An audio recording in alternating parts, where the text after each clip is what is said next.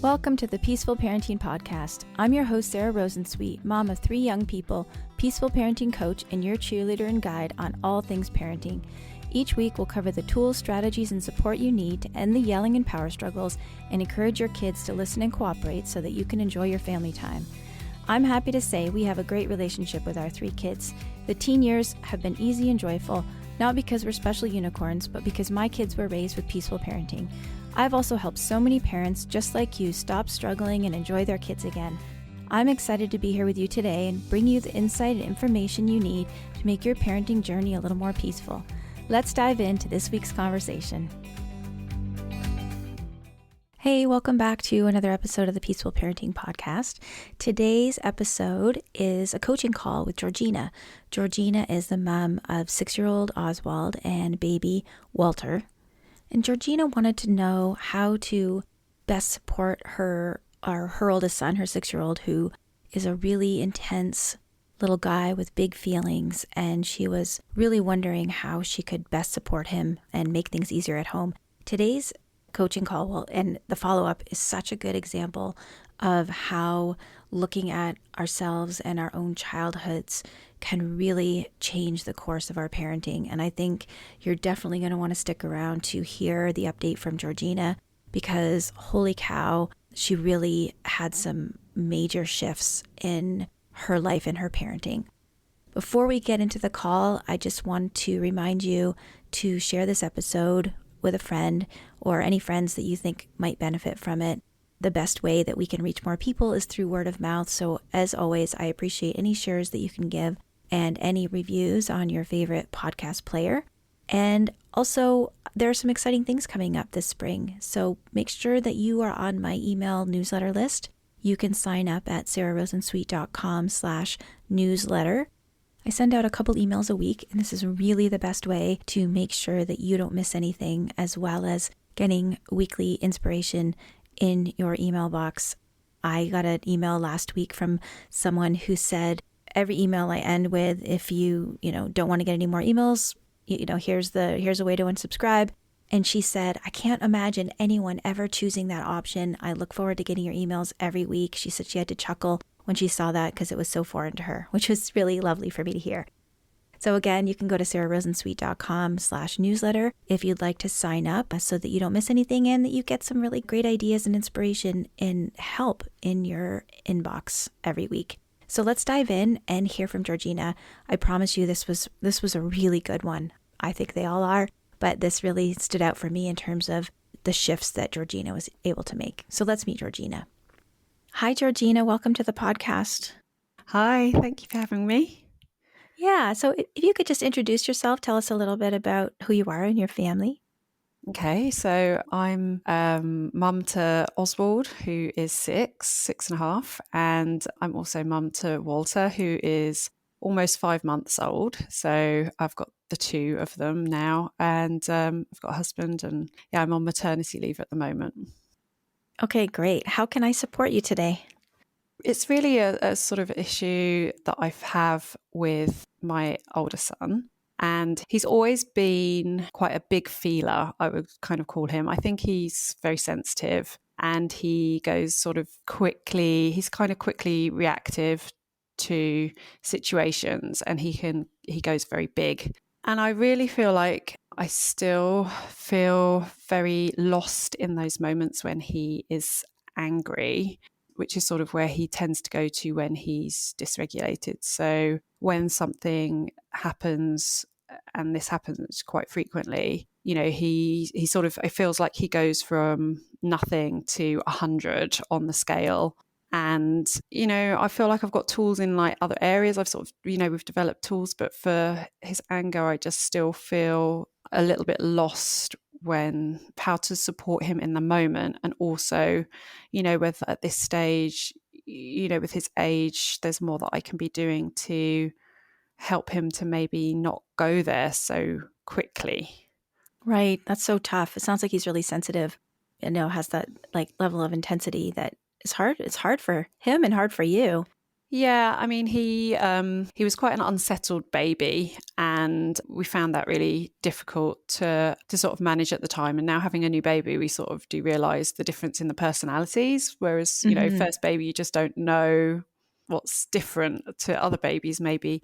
And then as he's gotten older, we've realised things like he's very sensitive to noises, he's very sensitive to changes of situation.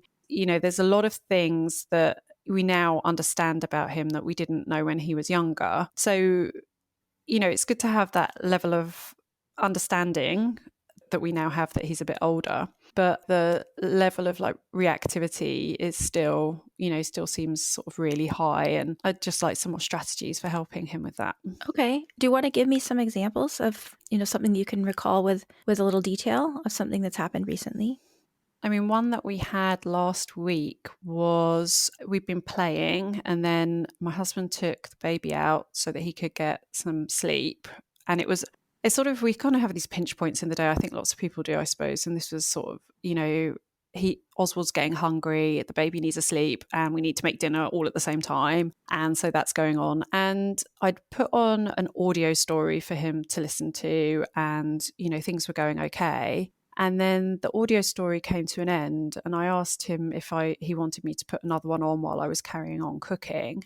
And I can't remember exactly what he sort of said. I think that he asked to maybe watch. Yeah, that was it. He asked to watch a video instead. And I said to him that he couldn't because he'd already watched something, and this was our sort of screen time. And he completely went from seeming absolutely calm to he's sort of screamed at me, right, fine then. And he went out and slammed the door and he stomped upstairs. And then I sort of tried following after him because I always feel like I don't want to leave him alone when he's got this really intense feeling, because I feel like it must be quite frightening and I don't like to leave him. So I followed him, and he'd gone into his room and shut the door. And, I was sort of trying to talk to him through the door, and he's just screaming, go away at me. And I was trying to sort of say to him, I guess I was trying to probably like be too logical, but, and he wasn't in that place. But everything I tried to say, he was just screaming, go away and go away. And When you say you were trying to be logical, what do you mean by that? yeah, I was probably trying to say to him, okay, I said no to this, but can we maybe go with another audio story or something like that? I was probably trying to give him like an option, or, or explain to him maybe. I think I was probably explaining what, more about things, because I sort of tend to recognize that I get quite uncomfortable when he's angry. I sort of, if he's, sad, I feel really comfortable and really confident with dealing with it. But I think there's just something where I think anger just, I seem to find it less acceptable somehow. And I feel like it's so disconnecting. Like when he was a bit younger, he was really physical with his anger as well. So he would hit and kick me, and he would pull my hair and things like that. And so obviously sort of he's maturing in how he manages to control that side of things. And I don't always know whether I dealt with it so well that, so part of me worries that when he's sort of going away, taking himself away and telling me to go away, I worry that, is he feeling like he's out of control? And, I just want to support him in it the right way. And I get really in my head thinking that what is the perfect way to deal with this and what is the Right. exact right way to deal with this. And then Okay. I think I'm probably not helping so much. Oh, that probably makes you not be able to stay as present if you're putting all this pressure on yourself for the perfect response, because there Mm-hmm. is no perfect response, right? We want to do the best we can in the moment to support our child. There's a lot to unpack in what you said. And I want to say you wrote in the intake questions that you had a parent who got very explosive when you were growing up. And so I think that's partly why it's hard for you. You said that, it's okay. It's easier for you when he's sad than when he's angry. So I would encourage you to just take a minute when he does get angry and caretake your small child self that's getting reactivated. I mean, if you're like a lot of people that I know who did have explosiveness in their childhood, Mm-hmm. it was terrifying, right? Terrifying. And there's still that part of you inside that is being reminded of how terrifying it was for you when you were little and your parent got explosive with you, or near you rather. And so I think when Oswald does lose his temper or get really angry or upset, take a minute very first off and just give yourself Mm-hmm. some love and some compassion and remind yourself you're safe now. And even go back to little Georgina and give her some love for how scary that must have been. So I think that might help you in the moment to be able to show up for Oswald when he's Mm-hmm. upset. And second, I also wanted to point out that it's great news that he's not kicking and hitting now. There are lots of kids who at 6, 8, 10 who are still hitting and kicking when they get upset. So that really shows a lot of maturation on his Mm-hmm. part, that he is developing some impulse control. And even before you said that he used to do that, I was going to point out to you, wow, like screaming and stomping up the stairs is is really a great level of self-control that he's showing Okay, to great. not lash out physically. So that's something really to hold on to also. Mm-hmm. Do you have any questions or comments about what I've said so far? Yeah, I definitely feel like there's a lot that comes up for me when he's angry, because I know afterwards I often feel really emotionally exhausted, and it feels like it's sort of, that there's more there than just sort of what there is for him. So I like the idea really of taking that moment. I think that I tend not to, because I think I remember being left alone when it was my dad who would lose his temper. I was left alone by everybody, my sister and my mum. Nobody came for me. And I think that that's where my instinct is to do the complete opposite and not like give him any space. And, Oh, I just want to say you mhm. poor woman, like, and you poor little girl, Georgina, to be alone in that scariness. I just want to reach out and across the ocean and give you a big hug, because that must have been really scary. And I can see how this is like a perfect storm of, not wanting to leave Oswald alone and getting those feelings reactivated in yourself. So I'm glad that you're able to recognize that might be helpful. So I think just it's okay if he's alone for a few seconds. Just take Mhm. 30 seconds and give yourself some love and safety and some compassion. Yeah. Because I think as well in that moment, I tend to also be trying to kind of figure out what I did wrong. I think I take on, responsibility for that. And again, that kind of makes sense because it was me who always would trigger these like explosive outbursts from my dad. I think Okay, so. hold on a second. Hold on a second. Mm, Nothing that you ever did made you deserve to get an explosive outburst from your dad. Nothing. You may have done something super annoying or broken a rule, and you still didn't deserve to have anyone be throwing things or be explosive or yelling at you. mm-hmm. So I can see how you would have thought that as a child, because children are egocentric and they tend to think everything's their fault. And that's why in peaceful Yeah. parenting, we're so explicit about when we do mess up and yell at our kid or whatever, we're so explicit about, I'm so sorry that I yelled at you. You Mm-hmm. don't deserve to be yelled at. I need to take care of my own feelings. Like it was Yeah. your dad's job to take care of his own feelings, right? Mm-hmm. So that's some work I think also that you might do is when, Oswald has an emotional reaction, being disappointed that he can't watch a TV show. Mm-hmm. I think you have to really focus on he's having a hard time and he's allowed to have his feelings, and it's not, I mean, it is because of you, because you said no to the show, but his feelings are not yours to fix, right? He can have his feelings. It's okay if he Mm-hmm. has his feelings. So he's Yeah. very upset right now that he can't watch a show, and that's okay. I don't Mm-hmm. have to fix it. And that's maybe where you said, when you said a few minutes ago, you probably trying to explain too much, right? You're trying to talk him out of being upset. Mm, Like if I could just get him to understand mm. why he can't watch a show, then he won't be upset anymore. And then I won't feel uncomfortable with his upset. Yeah, that makes so much sense. So let's just review so far. When he gets angry and upset, you're going to take care of yourself, Mm-hmm. give yourself some compassion, both in the present moment and going back to little Georgina. Mm, And you're going to remind yourself that it's okay if he has big feelings. The big feelings are not an emergency. You didn't do anything to, quote, deserve it, and you don't have to fix it. mm-hmm. Yeah. I might have to set myself a timer or something, I think. I think Yeah. I might find that tricky. So, Well, you can make a Post-it note for yourself. You can write it on an index card or something. mm-hmm. Like I always encourage my clients to write these reminders on an index card, put it someplace accessible.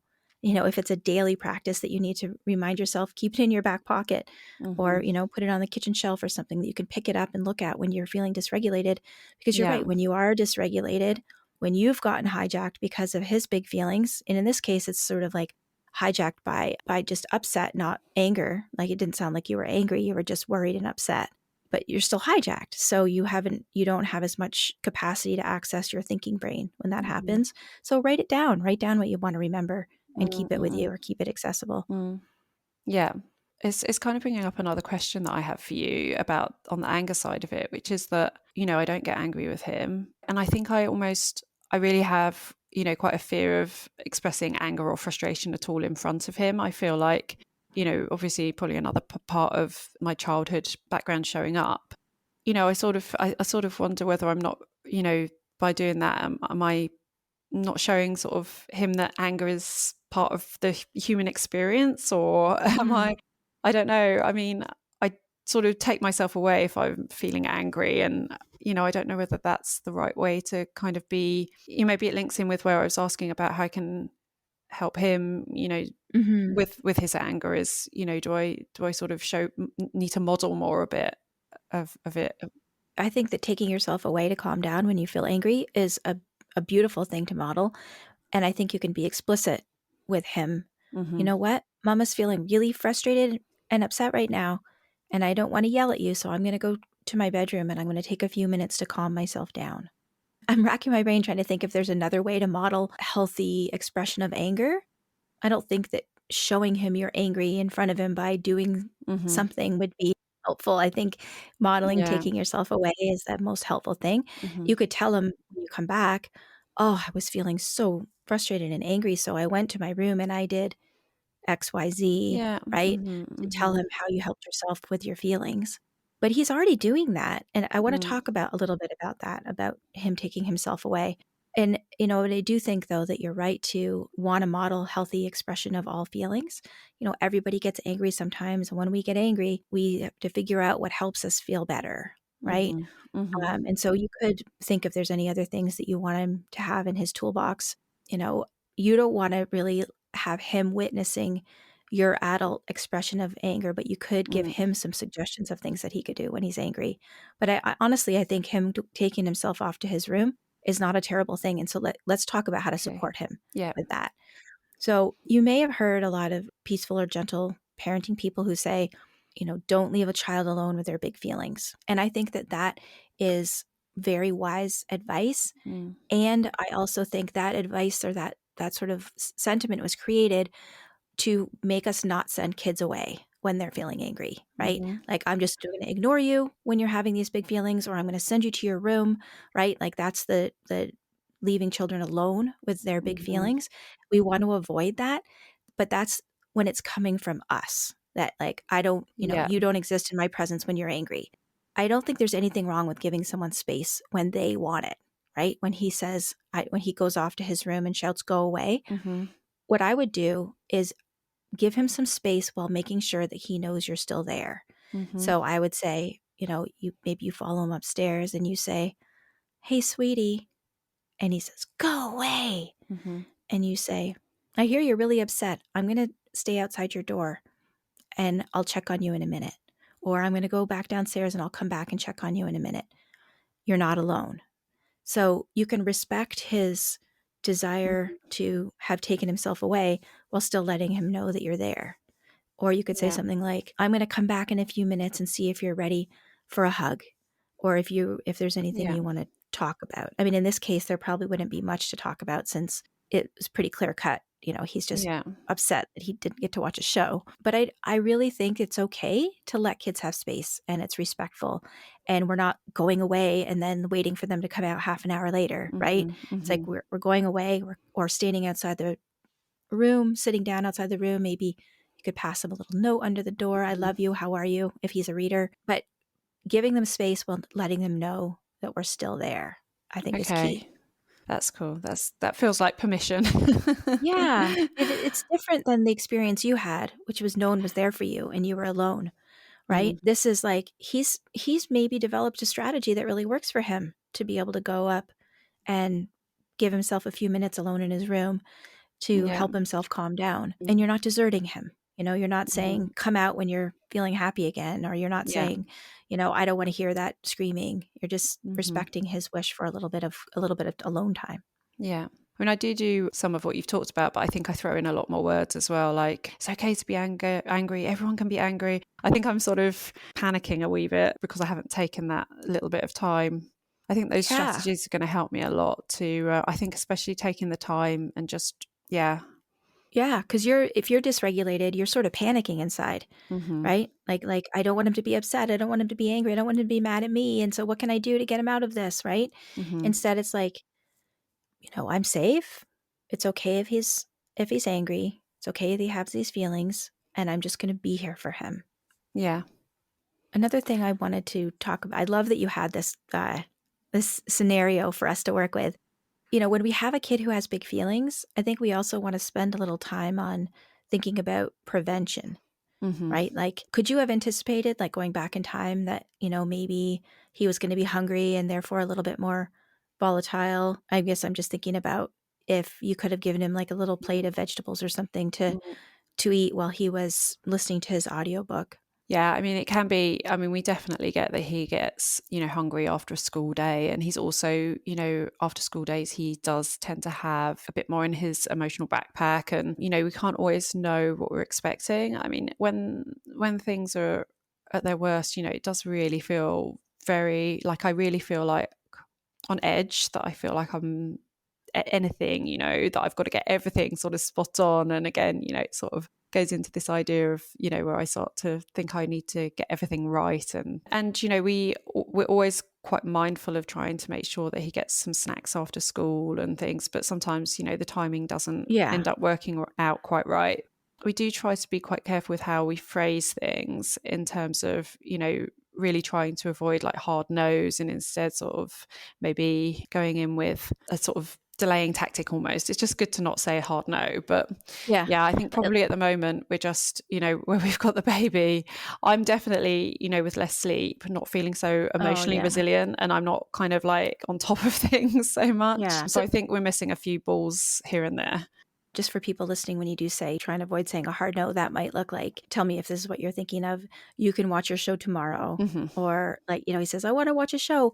Yes, you can watch your show tomorrow after school. What show are you going to choose? Yeah. And you even move into like giving him his wish and fantasy, like, when you do watch a show tomorrow, which one is it going to be, or whatever. The interesting thing about that is that what the brain research shows us is that thinking about something we want to do, even when we can't do it, actually lights up the same part of our brain as doing the thing. So I Mm-hmm. love that strategy of giving them their wish and fantasy. You mentioned that when he comes home from school, he's often quite got a full backpack. For regular listeners of this podcast, they know that a full emotional backpack is when we have tensions and stresses and big feelings that we haven't been able to process in real time that are stored up in our bodies. And the emotional backpack is a metaphor for our body that my mentor, Dr. Laura Markham, invented. And so often a sensitive child will get a full backpack at school, just even through the normal course of a day of navigating social dynamics and the teacher and the expectations and being bossed around and all of those things. Have you tried proactively doing some backpack emptying activities when he comes home? Yes. And I mean, we try. So we've known about special time for quite a while and never sort of fully signed up to it until recently. And we decided that when the baby was born, that we would do special time with him right Great. from the beginning. And, we did probably for like 3 weeks, and it was really good. Like the transition to having the new baby at home went so much better than we were thinking.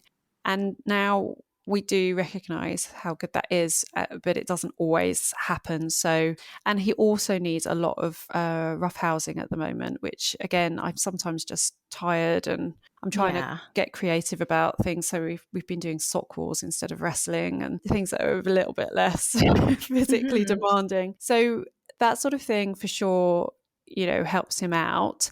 I mean, another area that I have struggled with is the actual literal pickup from school when he can come out with that really full backpack and it's coming out in the playground. And on the walk home, we've got quite a narrow path to go on by the side of the road, and there are other parents and children, and he can be swinging his school bag at me or running away.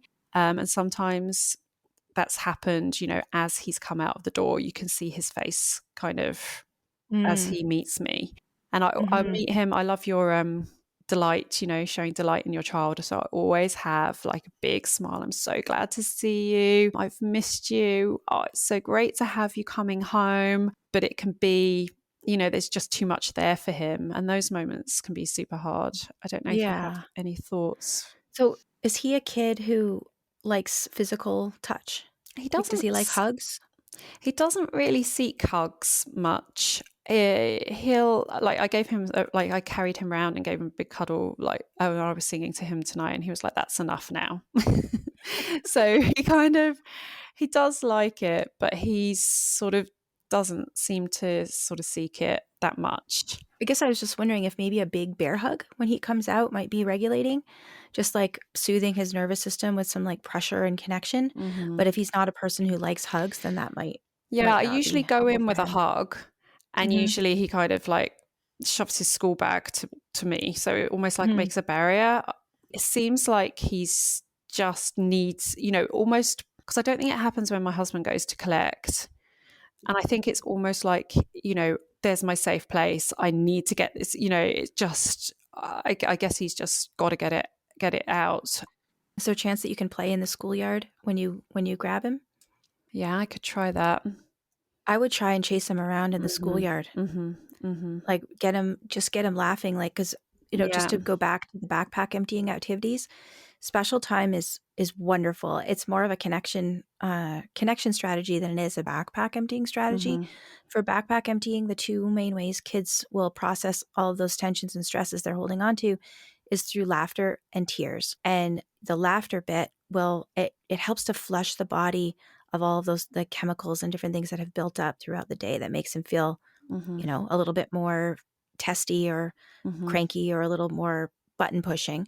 So I wonder if you could, go into the schoolyard and play some sort of we have the baby with you. Usually. Yeah.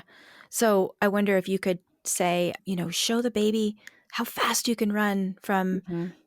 here to that fence post, or, I mean, your child, something that would get him moving, get him Hmm. laughing Hmm. before you even attempt the walk home. Yeah. And another idea that so just to go back to, when you are home in the afternoon, say you get home, but you still think he has a little bit of full backpack. You don't have him one-on-one to do some rough housing like the sock game. You've got the baby with you. Anything that can make him laugh will help empty his backpack. Get him to do, silly tricks for the baby to get the baby to laugh, Hmm. or, Hmm. pretend you have, I love this game, pretend you have a remote control and he's a robot, or he has a remote control and you're a robot, but things you can do with the baby there. You can Hmm. also do, a client shared this with me the other day. I love this idea, doing like when he comes in, and maybe you could do this in the playground to get him laughing. Do like a body check, like, all right, let's make sure everything I sent you with came home today. Hmm. Head check. And you can rub his, like, if he likes the contact, like squeeze his head a Hmm. little bit. Two arms. Okay, let me see them. Wave those two arms. You know what I'm saying? Like, go through his Yeah, whole yeah, yeah, body yeah.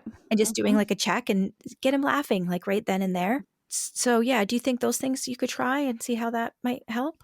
Yeah, definitely. I think I like those ideas. I think that some of the creativity is gone with my baby brain. It's so hard. It's hard even when you don't have a baby brain. It's so hard to draw within ourselves that creative force. Yeah. So no, those ideas sound really good. I think that the kind of checklist thing would work really well when I first collect him, just because there can be quite a lot of people around. It's not such a big playground. So I think that moving around sort of a lot would be difficult, but yeah, something like that would be good. Um, Yeah, or even having, tell him a couple jokes, mm, I don't mm, know, something to get him laughing. I was yeah. also thinking that I wonder if a strategy of distracting him while you're picking him up so you can get home and work on emptying the backpack, just, make it from Mm, school to home, but distracting him like, oh, I brought your favorite, stuffed monkey to mhm. greet you when you got here, or something, that bringing something Yeah, from that's a really home, good idea. or a snack, or Mm, just something to get you from A to B in yeah, one piece. And then you can yeah, deal with the backpack when you get home and you have more space and privacy. yeah. That's a really good idea. There's quite a lot that I can do with that sort of thing, and I think he'd respond to that really well. He's got some cuddlies that he really, he sleeps with, and things that maybe could come and have a visit to the school. Yeah. or like a game that you play Mhm. on the way home to distract him. I know my 17-year-old and 14-year-old went to the dentist together the other day. We live in this city, and they were walking to the dentist and then they walked home. And when they got home, I just thought this was the cutest thing. They said we counted dogs on the way to and from the dentist, and we saw 77 dogs. Wow. And I just thought that was hilarious, this 17-year-old and 14-year-old counting dogs. But just even something like that, like when you could have Mhm. like a challenge every day when you pick them up, like how many dogs do you think we're going to see on the way Mhm. home? Mhm. Or have like a scavenger hunt where you have to see like one pine tree, one birch tree, or, whatever's in your Yeah. neighborhood. Mhm. Yeah, great. That sounds really good.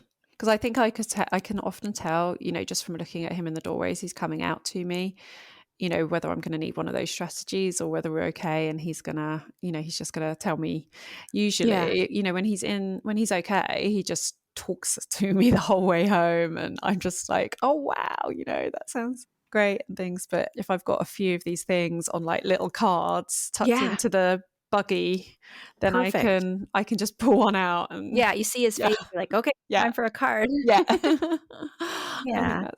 that's gonna really help because that transition's super hard. It is hard. It's the after school meltdown is real. And they just, they've been keeping it together all day at school. Mm, That's another big part of it. Not only the full backpack, but like I've used up all of my yeah. resources to be quote good in school and Mm, listening and, mm, not getting in trouble, that they fall apart a little bit when they come out of school. yeah. Yeah. I think I've got some good strategies for you to work on in the next couple of weeks before Mhm. we check in again. But I also just want to really reiterate the work for you to do, that it's not your job to fix his upset. It's okay if he's upset. Of course, we want to, if we can make an easy switch and like he wants the blue cup and you pour his milk into the blue cup instead of the red cup, sure. Like, little things like that, that we Mhm. can respect our children's wishes and their preferences. And when there's a limit that we need to set, such as we're not going to watch a show, it's okay if he's upset about it, and taking care of yourself and the feelings that that brings up in you or before you try to be there for him. That's what's going to help him develop resilience, and to know that his big feelings are not an emergency, which will Yeah. help him develop this sort of self-regulation later. It's that experience that he's having with you, being there for him, welcoming his feelings, Mhm. co-regulating with him. Co-regulating is when kids can use our calm to help calm themselves. You're doing that all the time with a baby right now, right? Mhm. Soothing your baby when Mhm. he gets upset. You can do the same thing with Oswald. And really, it's going to be something that you'll see more and more as he gets older, the fruits of your labors. Yeah. Great. Yeah, well, I look forward to hearing from you when we check in. You'll have to let us know how these strategies worked, and we'll help you fine tune them if you need some more help. Great. Thank you. Thanks. I'll talk to you in a few weeks.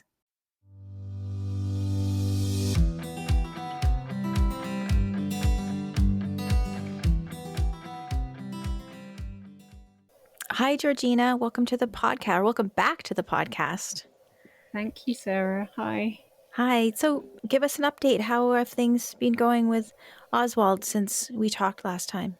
Well, we still probably have, the same amount of times that, he's kind of getting dysregulated or getting upset. But things feel a little bit easier. Well, things feel quite a lot easier for me in terms of how I'm kind of handling myself in those moments, or how things feel for me, because we talked last time about how I was finding those moments, challenging in terms of feeling like I needed to fix something, or, I was sort of getting maybe into a sort of mindset that wasn't helpful for the situation. And I kind of took on board what you were talking about in terms of trying to, not think of it as being that there's something that's gone wrong, and, that reminding myself that Ozzy's allowed to have his feelings. And I had a moment where I collected him from school, and I really wasn't expecting to have, for him to sort of come out from school,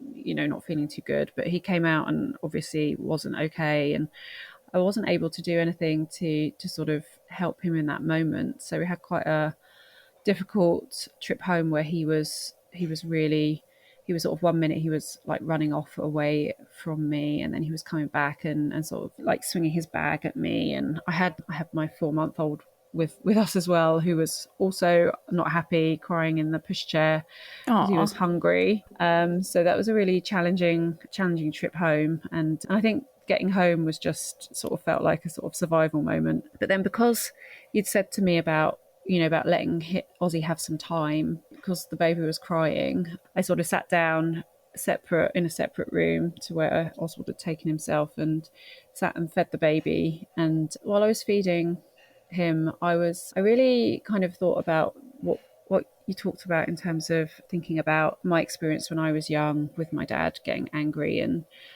I kind of closed my eyes, and actually I actually sort of saw myself as a child about Ozzy's age, about 6 or 7, I think I would have said I was. And this little girl was saying to me, it's not my fault, it's not my fault. And she was really, shouting that at me.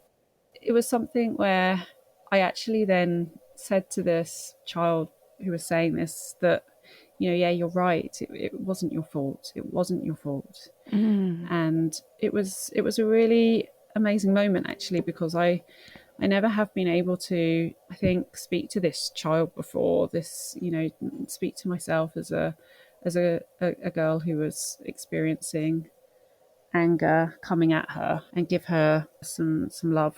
And since then, I mean, when I went to, when I finished feeding the baby, and I went through, I felt so different. I felt really like, I could approach Ozzy with a really sort of open frame of mind. I didn't have an expectation for him. I didn't feel like I needed to achieve anything. I just was able to go and just be with him, and he had taken that time to find something that calmed him, and we just reconnected straight away. It was really quick and easy to just kind of connect up and come back together. So I really feel like since then we haven't had any of these really big moments like that again. But I feel so much sort of, there's less fear for me around these moments. I feel like I'm not on edge quite so much for, for him having these moments that are kind of scary for me on all these different levels. They were scary for me in terms of keeping him safe in the moment, but also, when he's sort of running from me at school, but also, just how I feel, the safety that I feel when there's anger around me, which... That's amazing. I just want to take a minute and congratulate you on this. It feels like a breakthrough to me that you had, in terms of going back to what you said at the very beginning of this update, where you said he's still having meltdowns, but what you're bringing to it is completely different. And that's the key, because we can't stop our child from having meltdowns. I mean, we can do some of the preventive stuff that we talked about in the last call, and try not to let him get too hungry, or, try to find win-win solutions. But ultimately, we can't stop people from having feelings, nor should we, right? He's going to have the feelings. But what was making it tricky for you was that, because it brought up so much from your childhood, and feeling like you had to fix it, or blaming yourself for these outbursts, you weren't able to welcome his feelings, because you were also the victim in the situation today, right? I mean, not today, like this moment, but in your present life, you were the victim of his anger, because you hadn't taken care of that part of yourself that needed to know that you didn't have to fix it, and that wasn't your fault. And now you're starting to do that. And so you're able to be present for him, which is so huge, Georgina. It did feel very sort of like a really fundamental kind of change. And I feel like where I had that moment where I really could see myself as a child, but I could also give that child some love, it really felt like I wasn't sort of feeling like I was stuck between this, is it my fault, it's not my fault kind of place. Because I think I've always sort of had this feeling of, just where there's so much that wasn't said, there was nothing that was ever repaired. My dad will never be able to make a repair like that. And I think that being able to sort of say that to myself, and also express myself as a child, it was sort of meeting two things in me, that's never, that even when I've thought about things before, it was actually being in that moment and having those feelings there. I don't think I could have done it outside of that moment. So yeah, it's really been so helpful. And, and I really get now, I feel like that he can have his feelings. I really feel a lot more comfortable with him having that feeling and not feeling like, there's some, it's not setting off alarms and emergency service kind of thing for me. That's So I fantastic. feel like that's a really good place to sort of carry on working from. And he's only 6, Mm-hmm. and right now he doesn't have the, emotional self-regulation to know that his big feelings are not an emergency. And that's why he has Mm-hmm. meltdowns, because to him they do feel like an emergency. But the way he'll learn that they're not an emergency is the way that you're now responding to him, by just welcoming them. You're not afraid of them. You're not trying to fix it. You're not trying to make them go away. And that's the first step in teaching him that big feelings are not an emergency. Yeah. Oh, that's wonderful. And I think you've really touched on what this work is, what this peaceful parenting work is that, and I'm sorry if this is a spoiler alert, but the hard work of peaceful parenting is really about ourselves. It's not Mm-hmm. about getting our kids to do things or not do things. And of course there are, like, how do I get them to get dressed in the morning? But really it's all about what we bring to the relationship and what we bring to their challenges. Yeah, absolutely. I guess I wanted to say, because I've been aware of how my childhood, would maybe affect how I parent. I've been aware of that for a while, and I've always wanted to kind of go into this idea of reparenting and sort of speaking to my younger child, but I've never managed to do it outside of, it was this moment. And I think it's in that moment where it's coming up to take that time, because you gave me the permission to take that time that I was always so scared to take before. I think it was only in that time, in that moment, that I could do that process. And I wanted to just say that for anyone else who's who might be listening, who Right. hasn't found the way into that work, that actually I feel like I can see, moments like this in the future being an opportunity for me to do this work, and to, to carry on that sort of process that started that day. Because So you're taking it, so just to clarify that I understand what you mean, you're mm-hmm. talking about if you had, say, the exact same thing had happened and you hadn't taken the moment right then while you were still in the thick of it with Ozzy, to Mm-hmm. just take that quiet moment with Walter, nurse him a little bit and take a Mm-hmm. few minutes to reflect. That was what made a big difference, was that you were actually doing it in the moment rather than trying Yeah. to think about it later. And that's when the door opened for, 6 or 7-year-old Georgina to come and speak to you. Yeah, Yeah. 100%. I've never been able to access it when I've, been trying to think about it in another moment. And it was Mm-hmm. just, where I think everything was there for me. I think maybe all of those kind of neural connections were firing in the right way, that it could happen for me. So that might be helpful for someone else who's been interested in. And as you said, you needed the permission to not rush after Mm-hmm. Ozzy and try and fix it right away, and just to, just to take that space for both of you. And you'd said Yeah. before that he often does want that space, that he does Mm-hmm. want to have a little bit of time, but it you felt like you were ignoring him or something if you gave it to him. So, Yeah. just really well done. Thank you. Yeah. I mean, it was because, when I was little and my dad would get angry, I would be left alone. So my mum wouldn't come to me and my sister wouldn't come to me, and I was just always on my own. So that's why I've always felt like I needed to go and be with him, because Mm-hmm. of what I didn't get. But Mm-hmm. actually, he's a different person. And like, being able to recognize that he's a different person who has different requirements in that moment, you sort of gave me that permission. I think I said that to you when you were talking about it to start off with, and by having that sort of someone say that was okay for me to do it, I think that Mm-hmm. gave me the space that I needed. So that was so helpful. Oh, good. I'm so glad. Well, thank you so much for giving us an update on this. And I'm glad that you know that even if Ozzy's still having big feelings, there is still success in this because of what you have brought to it. That the aim isn't like, okay, how do we turn an intense, sensitive child with big feelings into somebody who's just easygoing? That's probably never going to happen, but he Yeah. will learn as he's getting older. And now you've got more tools to help him when he does Yeah. have those big feelings without getting overwhelmed yourself. Yeah, absolutely.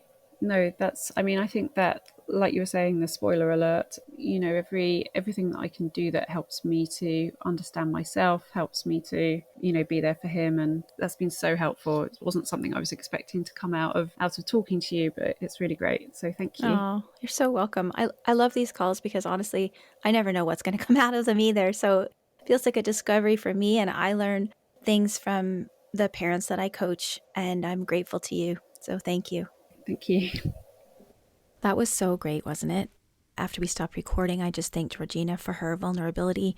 It takes a lot of courage to not only talk to somebody about things like that, but also to come on a podcast and talk about it. So I really appreciate that. And I think that it's going to help so many people. If you are interested in reparenting, something that we mentioned, which is basically taking care of, meeting your own needs and taking care of yourself and trying to give yourself what you didn't get in childhood, you can check out episode 20 with Priscilla of Latinx Parenting. We talk about reparenting in that episode, so you might want to check that out. Again, please share and rate this podcast. That is the best way that we can meet more people and change the world one family at a time. And please sign up for my newsletter if you would like to make sure that you don't miss anything that I'm offering, or you make sure that you get my informative and helpful, inspirational emails every week. Again, sarahRosensweet.com/newsletter. And I will see you next time on the Peaceful Parenting Podcast. Thanks for listening to this week's episode. I hope you found this conversation insightful and exactly what you needed in this moment. Be sure to subscribe to the show on your favorite podcast platform and leave us a rating and review on Apple Podcasts. Remember that I'm rooting for you. I see you out there showing up for your kids and doing the best you can. Sending hugs over the airwaves today. Hang in there. You've got this.